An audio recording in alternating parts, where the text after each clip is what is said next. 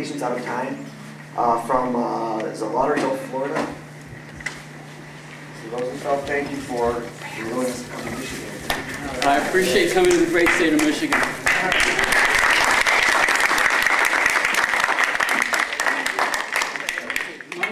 My name is Rosenfeld, and I am the longest surviving federal medical marijuana patient in the United States.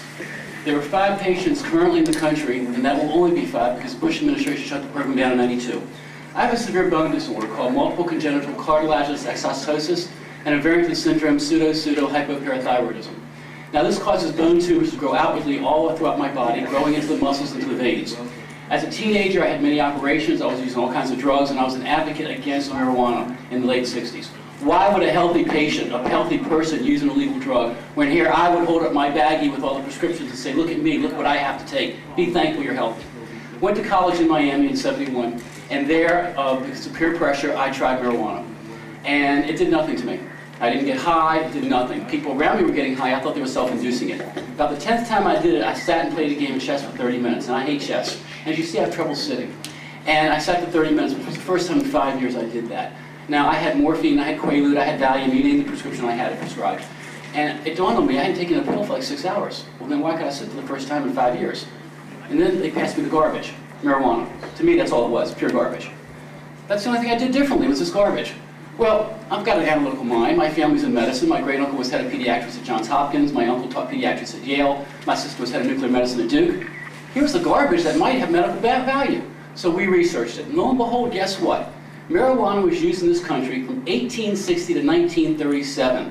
It was manufactured by Eli Lilly, Merck, all the major pharmaceutical companies. It was used for a myriad of disorders, prevalently for muscle relaxant, anti-inflammatory, and for pain. I said, voila, that's just what it's doing for me, and I'm not getting high from it. I've got to have this. Well, the federal government outlawed it. Well, then you mean I have to take on the federal government to get the medicine I need? My doctor can prescribe morphine to me, but he can't give me marijuana?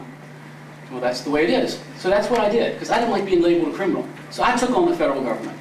Okay, it took me 10 years, but in 1982, I won. And I am now using this medicine legally under the federal government, but now starting my 25th year. I've used marijuana, 10 to 12 marijuana cigarettes a day, for 35 years. Now, I'm married. I've been married for 33 years. I'm a stockbroker. I handle millions of dollars on a daily basis. All my clients know that I use medical cannabis. They applaud the fact that I took time off from work to come here and hopefully educate the people in Michigan. That this is not the hysteria people make it out to be. Now you ask, has FDA done any studies? Well, they've given me this marijuana for 25 years almost. Have they done any studies on me? No. Because they don't want to know how well it works. Myself and 3 of the other federal patients had a complete evaluation done privately in Montana 5 years ago.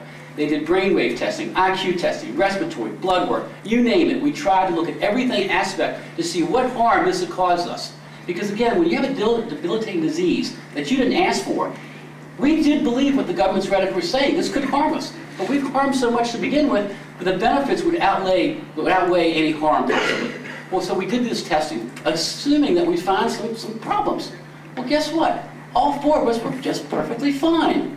So now the federal government says, well, you know, you're an anomaly. You're the only 4 people in the government, in the country, that marijuana wouldn't harm, but anyone else it would harm. Well, you know something? That's just not the case. They don't want to debate us, they don't want to study us, they don't want to know, and that's sad.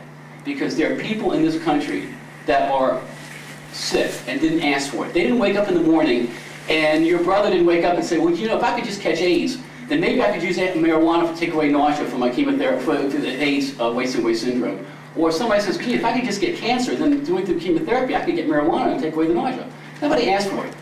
But yet they also don't ask to be labeled a criminal. And that's what's happening in this country. That's what's happening. So what's this? I'm legal, okay? I can go anywhere in the United States and U.S. territories, and I am not breaking any law. I'm a federal patient. I'm using marijuana. I'm legal. But that woman, I don't know, she's a criminal. Per your state law, she's using marijuana. She is breaking your state law. She is a criminal. Okay? She should be locked up and put behind bars. I don't know about you, but I sure would sleep better at night knowing she's locked up behind bars. Wouldn't you? He would. So that's the problem we have here. It's the hysteria. It's people being scared. Okay? It's not a harmful substance. Marijuana is one of the most benign substances known to mankind. We had DEA hearings for 2 years, from 1986 to 1988. Judge Francis Young, their own DEA law review judge, did these hearings, which I thought was biased in picking their own judge. He took 1 year to make his decision after the hearings. His decision was it was one of the most benign substances to mankind, and it should be made Schedule II, along with morphine, along with cocaine, meaning it has medicinal value, but could be potentially harmful. Well, what did DEA do after 2 years of hearings? All the people on one side and all the people on the other with this decision? They said, we don't like that decision. And they got rid of him, and he died in disgrace. So the government does not want to know, the federal government does not want to know. They're not going to do anything about this subject. So what each state has to do, which is, I'm really sad because it's a federal program. The government grows this marijuana for me on the campus of the University of Mississippi. Your tax money pays for this, and I appreciate it. But it's a medicine. I go to a pharmacy, I pick up my tin can, 11 ounces of marijuana I smoke every 25 days. 11 ounces every 25 days with no euphoric effect, no ill effect. My lung capacity was 108% of normal. Okay, I go and pick it up as a prescription. That's the way I think it should be. Meaning people shouldn't have to grow their own. These states in California doing all this, no, I'm against it. However, I'm in favor of getting medicine to the patients.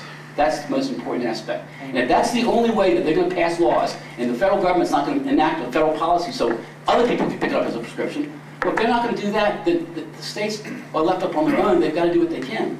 Take the crime away from these sick patients. There's no need prosecuting people who are sick. And it's wasting your resources, putting people in jail. I mean, I know myself in Florida, we have overcrowding.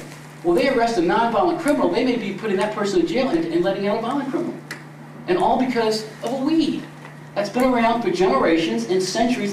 And yes, nobody ever has died off of marijuana. Now, every drug that's approved by FDA and goes through all their rulings and all their studies and everything, every drug has, it's called an N something or other. It says if you take this much of it, you die. Okay, aspirin, everything. If you take this much of it, you die. That period. There's never been one that says for marijuana, because no one's ever died off of it. No one's ever gotten lung cancer off of it. Dr. Tashkin, a government doctor, who's the main doctor in the country for research for bad things with marijuana. Well, he just came out with a study that was a 10-year study for California that he could not find one patient that had lung cancer due to marijuana. That he found lots of lung cases due to cigarettes, and what he also couldn't explain was that people that smoked marijuana along with using cigarettes had less cases of cancer, but he wasn't sure why. So the point being is this, I'm the living subject, I'm the proof. Okay, people can stand up here, the government can stand up here and say how bad it is. Other people can stand up here and say how good it is. I can stand up here and say, I use it. I've used it for 35 years. Over 24 years, I just started my 25th year, November 20th, under this medicine. I'm a productive member of society. I'm married for 33 years. I have no children because I could pass down this disease, and I wasn't going to do that. I teach disabled people how to sail in Miami, okay, through an organization called Shake a Leg. So I'm a very productive member of society because I have the right medicine. I don't take morphine, I don't take anything. I haven't taken any other drugs now for 19 years. All I use is medical cannabis. So what does this mean to me? Without this medicine, if I were still alive, most likely I would have died of hemorrhages or something like that, or cancer, the tumors going malignant. I would not be a productive member of society. If I was still alive, I'd probably be homebound on disability. And that's not what I want to be. Now, God's made it to where I was fortunate enough to have the intelligence, the chutzpah, to take on the government. And God's made it to where, you know, Irvin, you're still alive, and you still got to help others. So that's why I left work in Fort Lauderdale yesterday, flew here, and fly back tonight, and be back at work bright and early tomorrow morning. I thank you all very much.